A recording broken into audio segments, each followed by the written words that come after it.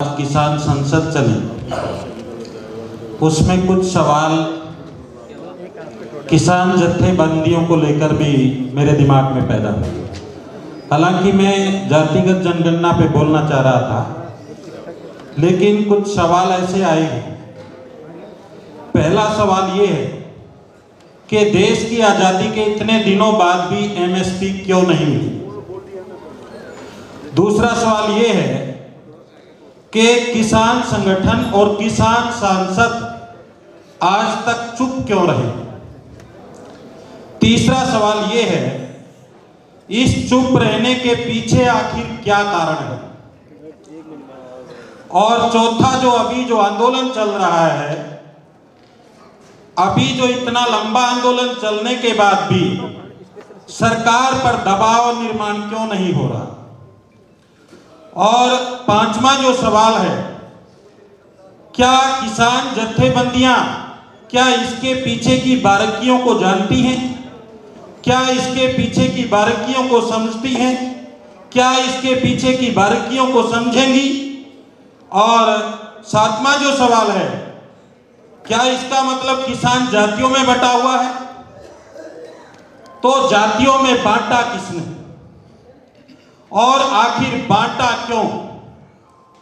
यह सवाल मैं इसलिए रख रहा हूं कि किसान, जैसे हम देख रहे हैं हरियाणा में, अगर हम देख रहे हैं तो उसमें जाट जाति के लोग ज्यादा सक्रिय हैं।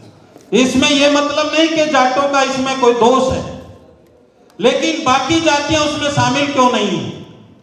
और ये किसान जत्थेबंदियों की जिम्मेवारी है, किसान नेतृत्वकर्ता की जिम्मेवारी है कि वो इसके कारण ढूंढे कि दूसरी जातियां इसमें शामिल क्यों नहीं हो रही, उनको कैसे शामिल किया जाए, उनकी मानसिकता में कैसे बदलाव किया जाए।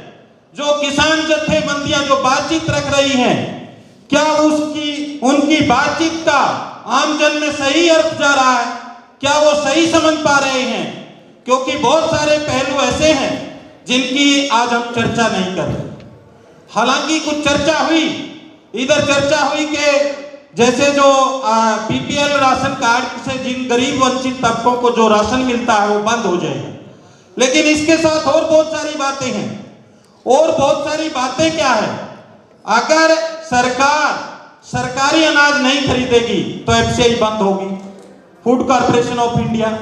जैसे हरियाणा में अगर हम देखते हैं, एफर्ट बंद होगा, वेयर हाउस बंद होगा, मार्केट कमेटी बंद होगी, हरियाणा कृषि विपणन बोर्ड बंद होगा, बीज विकास निगम बंद होगा, और इनमें जो कर्मचारी हैं वो भी घर भेज दिए जाएंगे।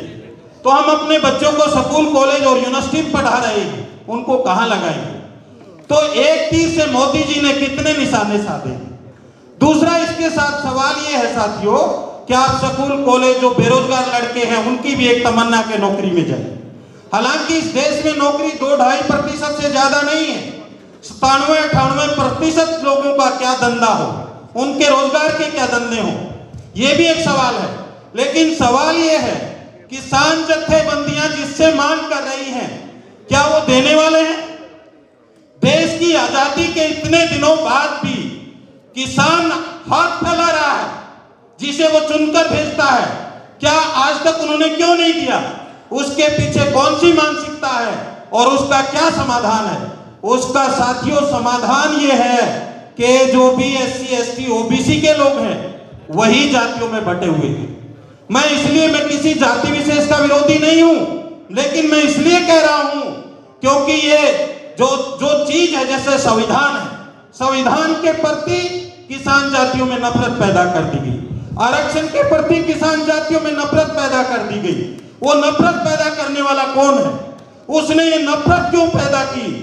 ना किसानों ने समझा, जैसे दीन बंधु सर छोटू राम जी ने 4,54,625 एकड़ जमीन पाकिस्तान के अंदर मुल्तान जिले में शेड्यूल कास्ट के लोगों को बांटी। शेड्यूल कास्ट के लोगों ने दीन बंधु सर छोटू राम जी को हाथी पर बैठाया, नीली पगड़ी बांधी और दीन बंधु की उपाधि दी। लेकिन ये जानकारी ना शेड्यूल कास्ट के लोगों को है और ना किसान जातियों को है। दीन बंधु सर छोटू राम जी ने कहा, किसान बोलना सीख ले, दूसरा अपना दुश्मन पहचान ले। आज तक किसान जातियों ने भी ना अपने दुश्मन को पहचाना, उसको जो कमजोर तबका है वही दुश्मन दिखाई देता है। यही बात बाबा साहब अम्बेडकर ने कही, ना शेड्यूल कास्ट के लोगों ने इस बात को समझा। जब राजस्थान के अंदर मेघवाल जाति के परिवारों के घर जला दिए गए, दीनबंधु सर छोटूराम 8 दिन तक भूख हड़ताल पर बैठे और उनको 1500 रुपए दिलवाए, इसकी जानकारी कभी चर्चा नहीं होती। कुम्हारों पे एक चाकर लगता था, दीनबंधु सर छोटूराम जी ने कुम्हारों के चाकर से मुक्ति दिलाई महाराजा गंगा सिंह से बात करके। कुम्हारों ने खुश होकर के उनको दीनबंधु सर छोटूराम को एक सुराही भेंट की और दीनबंधु सर छोटूराम वो सुराही अपने साथ रखते रहे और उसी का पानी पीते रहे। साथियों, मैं ये कहना चाहता हूं कि जैसे आज कोई शेड्यूल कास्ट है, शेड्यूल ट्राइब है, चमार है, लोहार है, काती है, झिम्मर है, नाई है, धोबी है, मनियार है, अगर उसे एक मिनट एक कंक्लूड कर रहा हूं, अगर उसे ये आजादी होती कि आप किसी भी जाति में जाइए, वो कहां जाता, क्या बनता? उसे ये आजादी नहीं थी और उसके ऊपर बंदिश थी, उसे जबरदस्ती जातियों में डाला गया। इसकी मैं निंदा करता हूं और किसान आंदोलन के लिए जरूरी है कि हमारे पुरखों की जो विचारधारा है उस विचारधारा को हम अपनाएं। और जाति हमारी मूल पहचान नहीं है, दुश्मन की दी हुई पहचान है।